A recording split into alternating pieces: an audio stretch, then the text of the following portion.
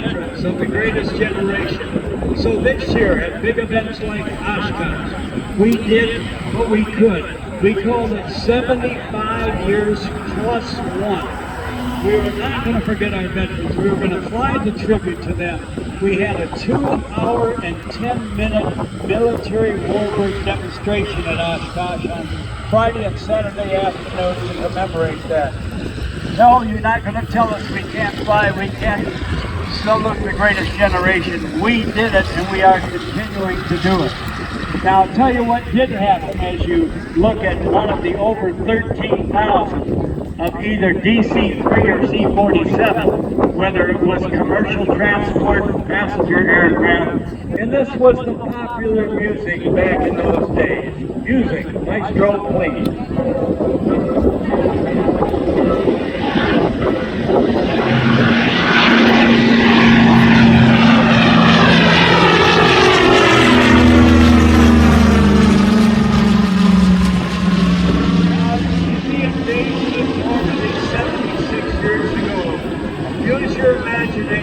There is one airplane in the air, like of the Irish, from the Air Heritage Museum in Beaver County, and end World War II, and they successfully did it. It might be loaded with paratroopers that were being exiting from the aircraft by the hundreds, one after the other, in their old round military parachutes and parachuting into enemy territory.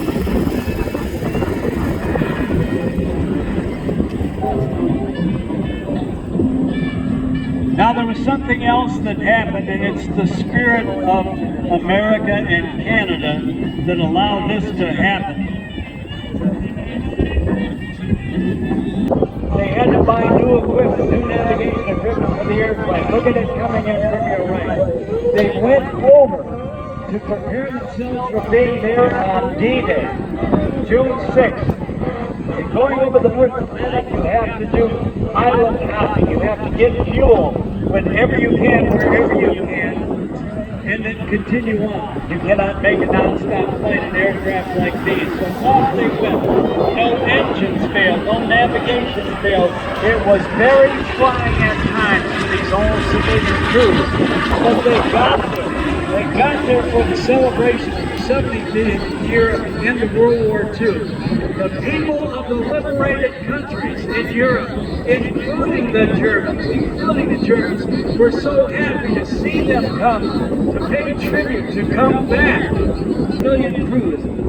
They went on, they were asked to do a tribute to the Berlin airlift, where many of aircraft like this kept the German nation alive as the Russians tried to starve them out after World War II.